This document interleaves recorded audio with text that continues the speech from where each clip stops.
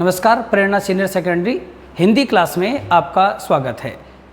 हमने पहला चैप्टर संतवाणी पढ़ा था, उसके बाद में सूरदास जी का जो हमारा दूसरा अध्याय है वो प्रारंभ होता है। सूरदास जी का सबसे पहले हम जन्म देखते हैं। इनका जन्म 1483 ईस्वी में हुआ है और इनकी मृत्यु 1563 ईस्वी में हो गई।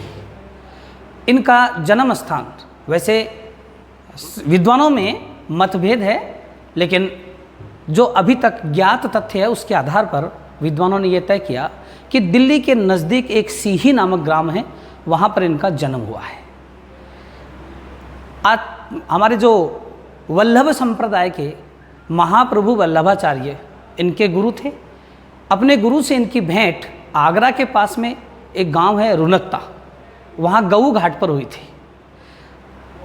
वल्लभाचार्य जी ने इनको अपना शिष्य बनाया और वल्लभ संप्रदाय में इनको दीक्षित किया।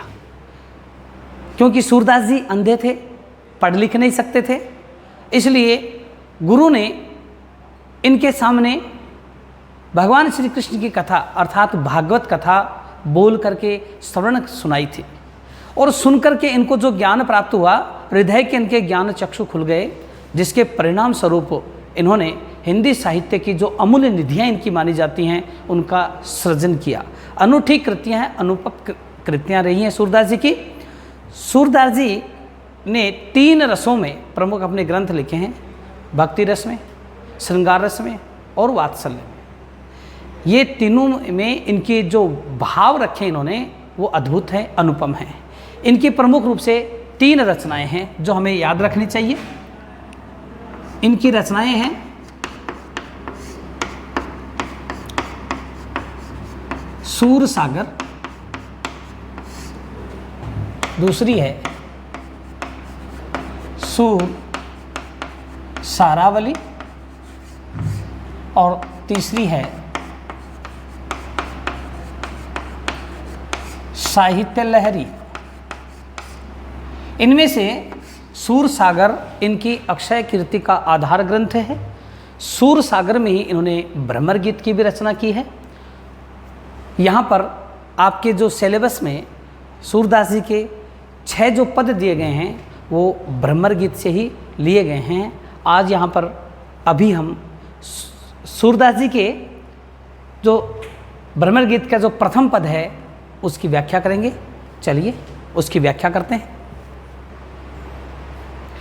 हाँ, तो सूरदास जी का जो हमारे सिलेबस में प्रथम पद है उसमें वो लिखते हैं, हमारे हरि हारिल की लकरी मन वच क्रम नंद नंदन सो उर यह दृढ़ कर पकड़ी जागत सोवत सपने सौ तुखो काहन काहन जकरी सुनत ही जोग लगत है ऐशो अली ज्यों करो यही का करी सो ये व्याधि हम यही ले आए देखी सुनी न करी यह तो सूरत नहीं ले दीजे जिनके मन चकरी। अर्थात इसकी हम व्याख्या करेंगे, लेकिन ये कह कौन रहा है? जब भगवान श्री कृष्ण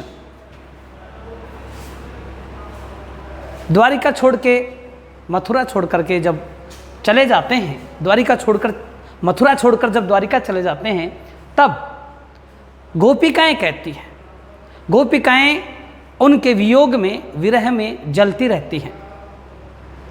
उनको समझाने के लिए उद्धव जी जो उनके मित्र हैं, उद्धव जी को भगवान श्री कृष्ण गोपिकाओं को समझाने के लिए भेजते हैं। तब उद्धव जी जब उनको ज्ञान का संदेश देते हैं और भगवान श्री कृष्ण को भूलकर परमेश्वर की आराधना करने का जब संदेश देते हैं, तब गोपिकाएं उद्धव से क्या कहती हैं, यहाँ पर कवि ने ब्रज भाषा में उसका सुंदर चित्रण किया है। गोपिकाएं कहती हैं, हे उद्धव जी, हम क्या करें? हमारे हरि हारिल की लकड़ी।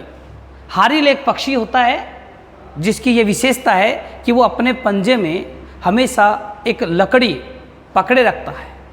वो उसे जीवन में कभी नहीं छोड़ता, चाहे दिन हो चाहे रात हो, सोते हो चाहे जागते हो, वह उस लकड़ी को हमेशा अपने पंजे में पकड़ के रखता है। गोपिकाएं कहती हैं कि हे उद्धव जी, भगवान श्री कृष्ण भी हमारे लिए क्या हैं?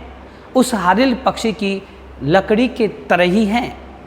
जैसे वो नहीं छोड़ सकता, हारिल पक्षी उस लकड़ी को नहीं छोड़ सकता, वैसे ही हम श्री कृष्ण को अपने मन से, अपने वचनों से और क्रम से अपने हृदय के अंदर उनको स्थान दे रखा है, उसे हम कभी छोड़ नहीं सकती।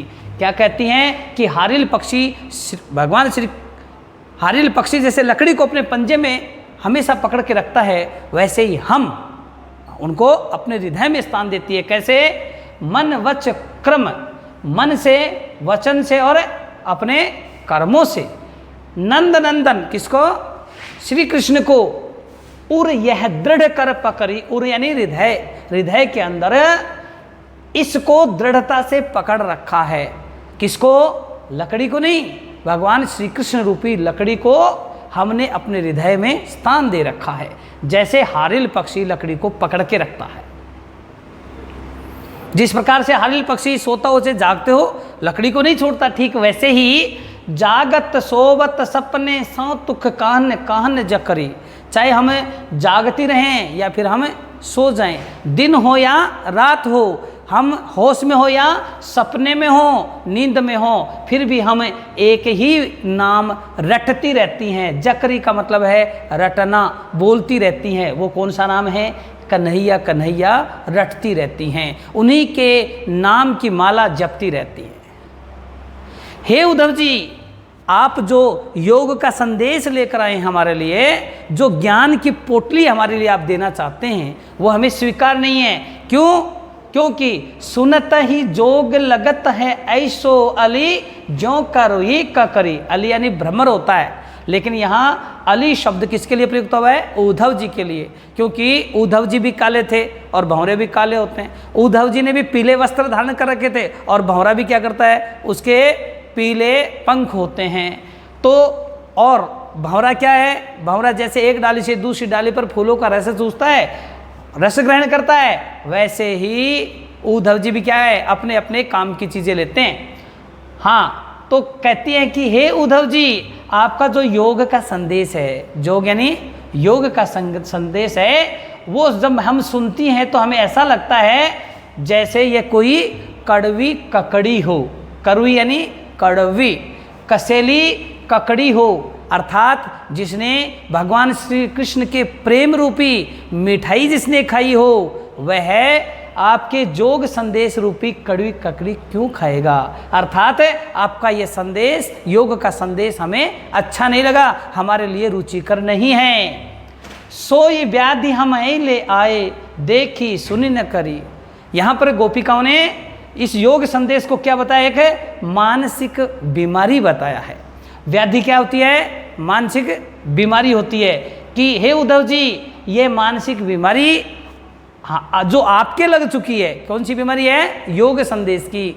जो ज्ञान की बीमारी आपको लग चुकी है, वो व्याधि आप हमको देने के लिए ले आए, और इसके बारे में ना तो ये व्याधि, ये बीमारी हमने कहीं सुनी है और ना ही हमने कहीं देखी है। अर्थात जिस निर्गुण भक्ति का, जिस परम पिता परमेश्वर जो निराकार है, उसकी भक्ति का जो आप बखान करना चाहते हैं, वो ना तो हमने कहीं देखी है ना कहीं सुनी है। हम तो साकार भगवान श्री कृष्ण की आराधना करती हैं, उनसे प्रेम करती हैं, इसलिए हम आपके इस संदेश को, आप इसके जो ज्ञान हमें देना चाहते हो, वो एक मानसिक बीमारी हम मानती हैं। तब सूरदास जी लिखते हैं कि गोपिकाएं उनको कहते हैं, यह तो सूरत नहीं ले दीजिए। सूरदास जी कहते हैं कि यह तो क्या, ये व्याधि, ये योग का संदेश तो आप तिन्हें उन लोगों को ले जाकर दीजिए जिनके मन चक्री, जिनके मन स्थिर नहीं है। चक्री यानी स्थिर नहीं होना, जिनका मन हमेशा डामाडोल रहता है, एक किसी आधार से नहीं लगता है, जिसके जीवन में एक प्रियतम नहीं होता है, जिनके जीवन में एक भगवान नहीं होता है, जो किसी एक पर मन अपना अडिग नहीं करता, ऐसे विचलित मन वाले व्यक्ति को जाकर के अपना यह संदेश दीजिए। ये उनके लिए स्वीकार्य है, हमारे लिए स्वीकार्य नहीं है। ये तो हुई इसकी व्याख्या। अब हम इसके विशेष के बारे में जानेंगे। विशेष में क्या है, हम पहले इसका अलंकार देखेंगे क्या है। हमारे हरि हारिल की लकड़ी, यहाँ है वर्ण की आवृत्ति 3 बार हुई है, इसलिए यहाँ पर वृत्त्यानुप्रास होगा। हारिल की लकड़ी इसमें रूपक है, क्या लिया है? हारिल पक्षी के रूपी लकड़ी, हारिल रूपी लकड़ी, तो यहाँ रूपक लिया है। दूसरे में यहाँ देखो, ज्यों करी ककरी, क्या लिया है? योग संदेश को किसके समान बताया है? कड़वी ककड़ी के समान बताया है, तो यहाँ होगा उपमा अलंकार। कौन सा होगा? उपमा अलंकार होगा। तो अलंकार, इसकी भाषा कौन सी है? ब्रज भाषा है, पदों में रचना की गई है। ये विशेष बातें इसमें हम लिख देंगे। धन्यवाद। हाँ, तो सूरदास जी का हमने पहले प्रथम पद है उसकी व्याख्या की थी, ये उनका दूसरा पद है जिसकी हम व्याख्या करना चाहते हैं। देखिए, हम तो दोह भांति फल पायो।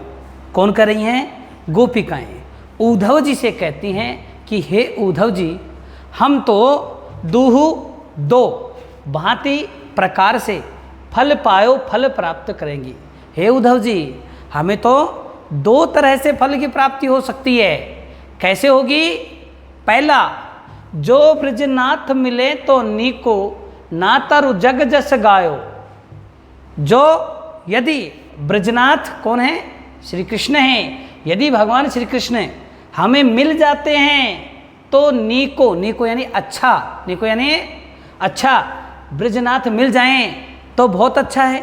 यदि नहीं मिलते हैं, ना तरु नहीं तो जग जस गायो, तो संसार हमारे भक्ति के, हमारे प्रेम का यशोगान करेगा। जसगान, यशोगान करेगा, अर्थात संसार हमें याद करेगा कि गोपिकाएं ऐसी थी जिन्होंने भगवान श्री कृष्ण की याद में अपना पूरा जीवन लगा दिया। इस प्रकार हमें तो दोनों भांतों से ही फल की प्राप्ति होगी, दोनों ही तरफ से हमारी ही जीत होने वाली है। फिर वो कहती हैं, उल्हाना देती हैं कि श्री कृष्ण तो हमें भूल नहीं थे, आखिर क्यों भूल गए? तो वो उल्हाना देती है, कहवे गोकुल की गोपी सब वर्णहीन लघु जाति। हे उद्धव जी, हम सब गोपिकाएं वर्णहीन, वर्णहीन 4 वर्ण होते ना, कौन सा? ब्राह्मण, वैश्य, क्षत्रिय और शूद्र, अपने आप को लघु जाति, कौन सी? निम्न जाति, अर्थात हम तो क्या हैं? निम्न जाति की वर्णहीन अबलाएं गोपिकाएं हैं। कहाँ की? गोकुल की। हम तो निम्न जाति की, बिना वर्ण की गोपिकाएं हैं, इसलिए भगवान श्री कृष्ण हमें क्यों याद करेंगे? और वो क्या करते हैं? कहाँ वे कमला के स्वामी संग मिल बैठी एक पाती। और किसके बारे में कहती हैं? वह यहाँ पर कौन है? कुब्जा। कुब्जा एक दासी थी, भगवान श्री कृष्ण पे मोहित हो गई थी और भगवान श्री कृष्ण उनसे प्रेम करने लग गए थे, उनके बारे में कहते हैं। कमला के स्वामी कौन है? कमला के स्वामी कौन है? भगवान श्री विष्णु हैं और उनके अवतार कौन है? श्री कृष्ण हैं। इसलिए कमला के स्वामी यहाँ श्री कृष्ण हैं, जिनके संग एक पंक्ति में बैठती है, उनके बराबर में बैठती है, वो कौन है? कुब्जा है। उनके मिलने के, कुब्जा के मिलने के बाद में वो कन्हैया, वो श्री कृष्ण जो हमसे प्रेम करते थे, अब वो हमसे क्यों मिलना चाहेंगे, क्यों प्रेम करना चाहेंगे? क्योंकि हम तो क्या हैं? बिना वर्ण की निम्न जाति की गोपिकाएं हैं। यहाँ पर गोपिकाओं ने भगवान श्री कृष्ण पर आक्षेप लगाया है। कौन है वो? निगम ध्यान मुनि ज्ञान अगोचरते भय घोष निवासी। हे उद्धव जी, हम आपसे पूछते हैं, आप कहते ना कि भगवान को ज्ञान के द्वारा प्राप्त कर लीजिए, लेकिन हम कहती हैं कि निगम ध्यान है, जिन्होंने वेदों का अध्ययन किया है, वो मुनिवर जो अत्यंत ज्ञानी होते थे, क्या उनको श्री कृष्ण, क्या उनको भगवान वो परम पिता परमेश्वर मिले? उनको नहीं मिले। और किसको मिले? ते भय घोष निवासी, वे अगोचर, वो अदृश्य, वो परमात्मा अदृश्य शक्ति भगवान। ते भय घोष निवासी, कहाँ के निवासी बने? वो गोकुल के। किनके?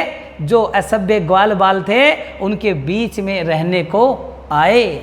क्या वो वेदों के ज्ञाता और जो महान विद्वान लोग थे उनके पास में नहीं गए? हम जैसे अनपढ़ असभ्य लोगों के बीच में आए। क्यों?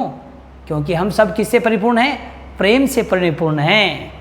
इसलिए वो हमारे पास में, ज्ञान के पास में नहीं आए। ता ऊपर अब सांच कहो धो मुक्ति कौन की दासी। हे उद्धव जी, आप कहते हैं कि उस परमपिता परमेश्वर की, परमात्मा की आराधना करने से मोक्ष की प्राप्ति हो जाएगी, मुक्ति हो जाएगी। यहाँ पर गोपिकाएं प्रश्न करती हैं उद्धव जी से कि आप ही बताइए इस पर। अब ता ऊपर अब सांच कहो, हे उद्धव जी, हम आपको सच्ची सच्ची बता रही हैं, सच सच कहना चाहती हैं। बताइए, क्या मुक्ति किसी की दासी है, किसी की गुलाम है क्या? जो अर्थात ज्ञान की मुक्ति दासी नहीं है कि ज्ञान प्राप्त कर लेने से क्या हो जाएगा, मुक्ति हो जाएगी, मोक्ष हो जाएगा। नहीं, गोपिकाओं की दृष्टि में प्रेम ही वो वस्तु है जिसके परिणाम स्वरूप भगवान को वश में किया जा सकता है। जोग कथा पा लागो उधो ना कहूँ बारंबार। हे उद्धव जी, हम आपके पैर पकड़ती हैं, पा लागो पैर पकड़ती हैं। जोग कथा, ये अपनी योग की गाथा, ये कथा हमें मत सुनाओ। हे उद्धव जी, हमें मत बताओ। ना कहूँ बारंबार, बार बार आप हमसे मत कहिए। क्यों? क्योंकि इस योग कथा से हमारा कल्याण नहीं होना है। सूर श्याम तज और भजे तो ताकि जननी क्षार। हम शपथ लेकर कहती हैं कि श्याम को त्याग करके, भगवान श्री कृष्ण को छोड़ करके जो अन्य किसी की आराधना करता है, अन्य किसी की यदि भक्ति करने लग जाता है, तो वो अपनी जननी को ही गाली देता है, ताकि जननी क्षार, वो अपनी माता को ही लजाता है। अर्थात हम अपनी माता को बुरा भला नहीं कहलवाना चाहेंगी, हम तो श्री कृष्ण भगवान के ही ध्यान में निमग्न रहेंगी, उन्हीं से प्रेम करती रहेंगी। हे उद्धव जी, इसके बाद में हमें अब अपना तीसरा जो पद